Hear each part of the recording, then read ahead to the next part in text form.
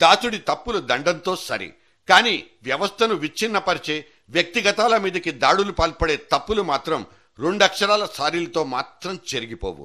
తన తప్పు ఆత్మను దహించి వేస్తున్నప్పుడు, ప్రతి క్షణం అది తన్ను వెంటాడుతున్నప్పుడు క్షమాపణ కోరడం, పశ్చాత్తాపం ప్రకటించడం కంటే వేరే మార్గం లేదని విశ్వసించినప్పుడే మనిషి అనేవాడు సారీ అనే ఈ 2 అక్షరాల్ని ఆశ్రయించుకుంటాడు.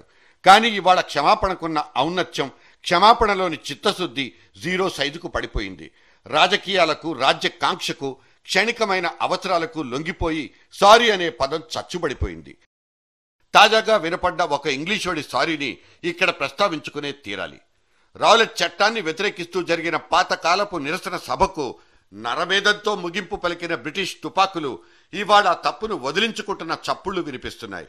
ఎస్, జలియన్ వాలాబాగ్ మారణకాండను జస్ట్ ఒక బాధాకరమైన సాధారణ ఘటనగా జమకట్టేసి జారుకుంది 16 ఏళ్ల క్రితం ఇండియాకొచ్చిన బ్రిటిష్ క్వీన్. అదో సిగ్గుమాలిన చర్య. జరిగిన దానికి చింతిస్తున్నామంటూ అటూ ఇటూ కాని ఇంకో అర్ధ సైజు సారీని మన మొహాల మీద పడేసి ఇవాళ ఇండియాలోకి క్షేమంగా జొరపడాలనుకున్నాడు కెమెరూన్ అనబడే తాజా తెల్ల ప్రధానమంత్రి. కాగల కార్యాలన్నింటినీ కానించుకుని మరీ చక్కా వెళ్లిపోయారు ఆయన. 2వ ప్రపంచ యుద్ధం అప్పుడు మన అన్నం గిన్నెల్ని, మన పప్పు దినుసుల్ని దారి మళ్లించి మన బెంగాల్లో కరువును సృష్టించినప్పుడు అప్పుడు 60,000 మంది ఆకలి చావులకు గురైతే ఈ సారుకు సారీ చెప్పాలనిపించలేదు. కనీసం వాళ్ళ మ్యూజియంలో భద్రపరుచుకున్న మన కోహినూర్ వజ్రం గురించి కూడా ఆయన దగ్గర మాటలు లేవు. షాపింగ్ ట్రిప్ కోసం ఇండియాకొచ్చిన కెమెరూన్ టార్గెట్ సొంత తయారీల్ని మార్కెటింగ్ చేసుకోవడం, అందుకోసం ఇండియాతో కుదుర్చుకోవాల్సిన బిగ్ డీల్స్. ఇంకా టూర్ ప్లాన్ లో అమృత్సర్ పేరును రాసుకున్నప్పుడు ఇంగ్లాండ్ లో సిక్కు సెటిలర్ల ఓటు బ్యాంకు కోసం తాపత్రయం. భారతీయుల్ని మునగచెట్టెక్కిస్తే తప్ప ఈ కాగల కార్యాలన్నీ అయిపోవన్నది బ్రిటిష్ రూలర్ల అభిమతం. అందుకోసమే ఈ అర్ధనా సైజున్న సారీలు, అర్థం లేని అవసరాలకు పనికొచ్చే క్షమాపణలు. ఈ సారీల సీజన్ లో మన హోంమంత్రి గారికి కొంత వాటా ఉంది. हमारे पास ये रिपोर्ट आ गई है इन्वेस्टिगेशन में,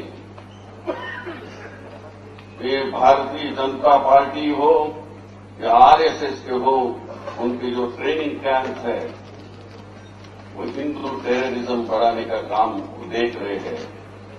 इस पर भी हमारी बड़ी कड़ी नजर है. నిన్న మొన్న పార్టీ మేధోమదనంలో నోరు పారేసుకుని కమలం పార్టీని మిలిటెంట్ సంస్థతో పోల్చేసిన ఈ షిండే సారు ఆనక నాలిక ఖర్చుకుని ఓ సారీ మాటను బయటికి తీసి మీద పడేశారు. బడ్జెట్ సమావేశాల్లో పార్లమెంటును బహిష్కరించి పాడేస్తామన్న సుష్మమ్మ హెచ్చరిక మూలంగానే షిండే గారు ఇలా క్షమాపణతో దిగొచ్చారన్న సంగతి మనకు తెలుసు. సో ఆ 2 అక్షరాల పదాలతో చారిత్రాత్మక తప్పిదాలన్నీ తుడిచిపెట్టుకుపోవు. స్వచ్ఛమైన ప్రేమ అనేది ఎదుటి వ్యక్తి నుంచి క్షమాపణలు కోరుకునేది కాదన్నది ఇంగ్లీష్లో ఓ నీతి సామెత. ప్రజల మీద ఈ పార్టీలకు ఎలాగూ ప్రేమలుండవు. ఓట్ల సీజన్లో మాత్రమే పుట్టుకొచ్చే కామ వాంఛలు తప్ప. సంచలనాల మీదున్న పేరాశ వల్లే ఈ పేట్రేగుడు, బాధ్యత లేని బరితెగింపులు.